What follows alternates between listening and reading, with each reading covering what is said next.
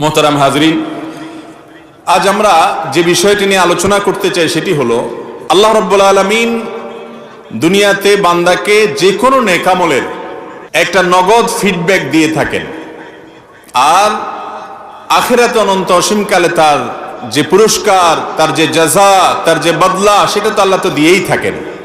ওয়াদা গোটা কোরআন জুড়ে আল্লাহ তাআলা সেটাই করেছেন।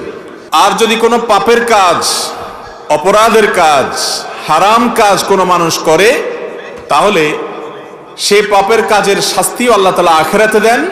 কিন্তু কিছু কিছু পাপ, কিছু কিছু অপরাধ আছে, যে গুনাহগুলো, যেই অপরাধগুলোর কারণে আখিরাতের শাস্তি তো আছেই, নগদ দুনিয়াতে মৃত্যুর আগেই আল্লাহ তাআলা তার একটা শাস্তি আস্বাদন করান। এরকম 7টি পাপের সাথে আজ আমরা পরিচিত হব, যে পাপগুলোর প্রত্যেকটির সাথে আমাদের অনেক মানুষের সম্পর্ক আছে, আবার অনেকের প্রত্যেকটির সাথে না থাকলেও কোনো না কোনোটার সাথে সম্পর্ক আছে।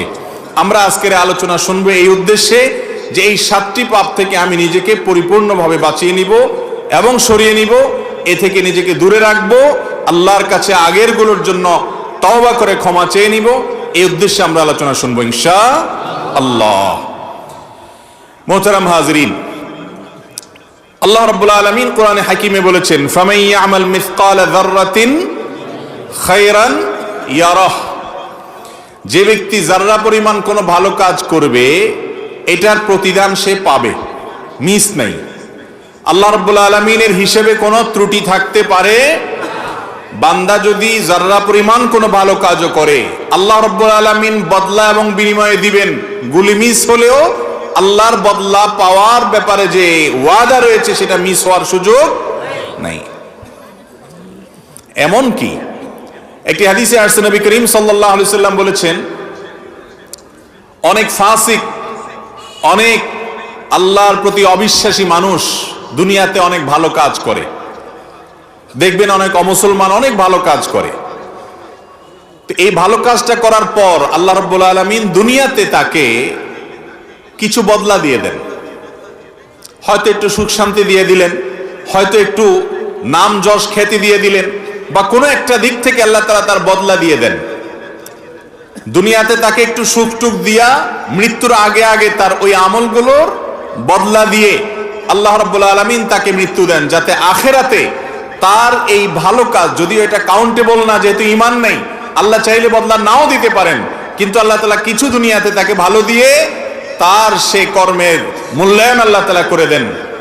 আর এর বিপরীতে আল্লাহর কোনো বান্দা, তিনি যদি ঈমানদার হয়ে থাকেন, ভালো কাজ তার বেশি হয়, কিন্তু কিছু বদামলও থাকে, গুনাহের কাজও থাকে, তো এই আল্লাহর বান্দাকে আল্লাহ তাআলা দুনিয়াতে অনেক সময় কষ্ট দেন, মৃত্যুর আগে মৃত্যুর যন্ত্রণা দেন, এবং এর মাধ্যমে তার ওই ছোটখাটো ভুল ভ্রান্তি যা ছিল সেগুলোর প্রায়শ্চিত্ত করিয়ে আল্লাহ রাব্বুল আলামিন তাকে আখিরাতে মুক্তি নসিব করেন।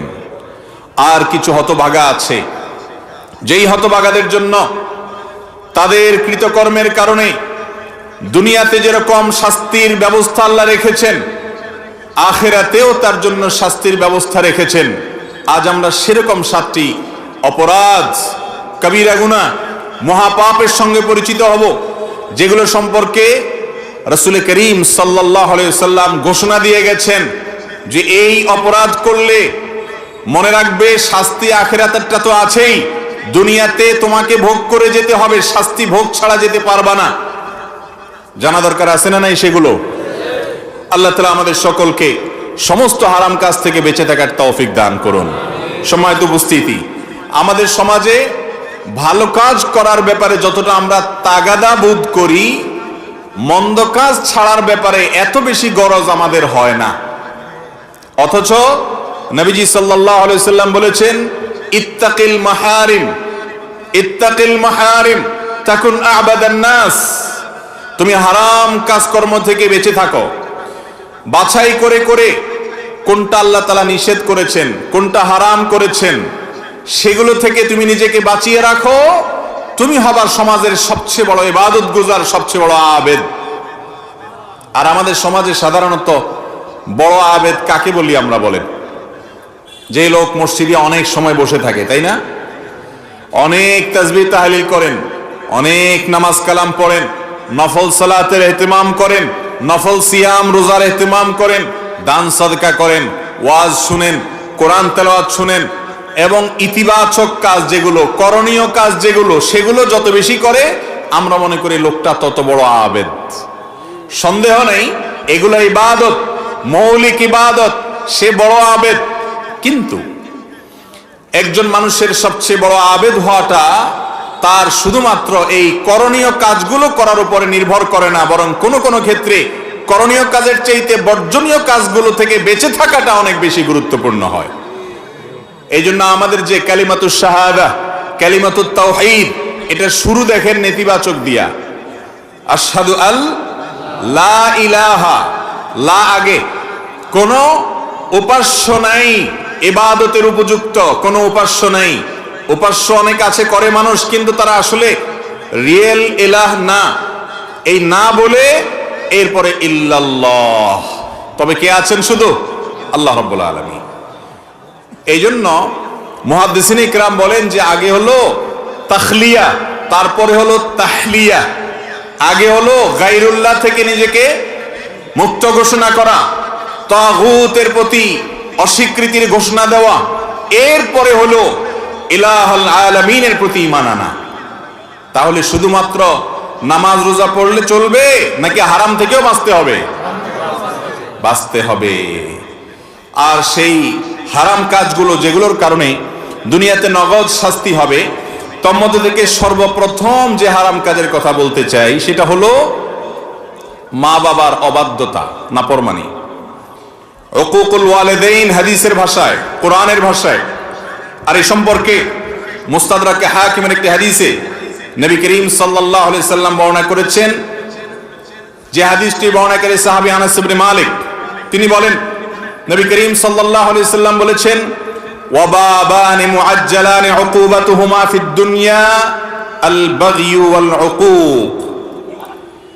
মানুষ যত পাপ করে, অপরাধ করে, যত অন্যায় এবং অনাচার করে, এর মধ্যে একটা পাপ এমন আছে যেই পাপের কারণে আল্লাহ তাআলা দুনিয়াতে নগদ শাস্তি দেন, আর সেটা হলো উকুকুল ওয়ালিদাইন, বা মা বাবার নাফরমানি। মা বাবার কি করা ভাই?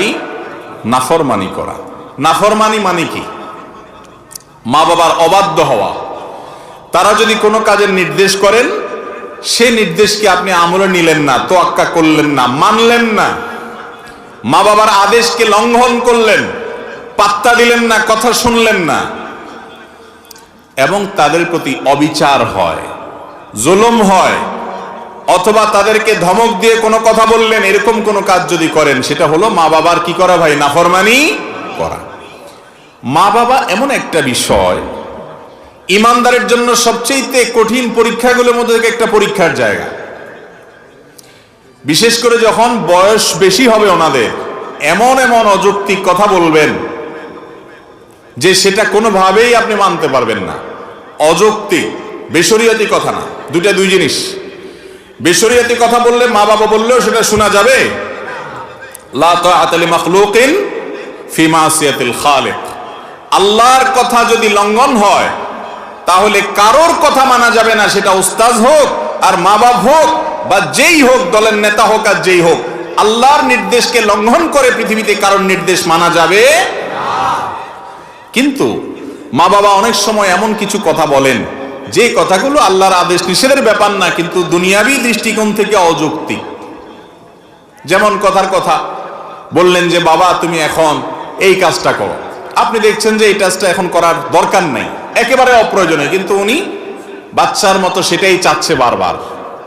তখন আমরা বেশিরভাগ ক্ষেত্রে কি করি? একেবারে আপাদমস্তক নামাজি মানুষটাও, লম্বা দাড়িওয়ালা মানুষটাও, মুহাদ্দিস মুফাসসির মাওলানা সাহেব, ইমাম সাহেব, খতিব সাহেব, বেশিরভাগ ক্ষেত্রেই এই টাইমগুলোতে নিজেকে আমরা ঠিক রাখতে পারি না। মা বাবাকে আমি পরীক্ষার বস্তু এজন্য বলেছি, আল্লাহ রাব্বুল আলামিন তাদেরকে দিয়ে নির্দেশ করেছেন যে তারা যা বলবে তা মানতে হবে। আল্লাহর আদেশের খেলাফ যতক্ষণ না হবে ততক্ষণ পর্যন্ত তোমাকে মানতে হবে। তাদের আদেশ মানা তোমার জন্য ওয়াজিব, আবশ্যক, না মানলে গুনাহ হবে। তারা যদি তোমাকে অযৌক্তিক কিছু বলে, তাহলে তুমি যদি তোমার সক্ষমতায় না থাকে না মানলা, কিন্তু তাদের সাথে ধমক দিয়ে বেয়াদবি করে কথা বলা যাবে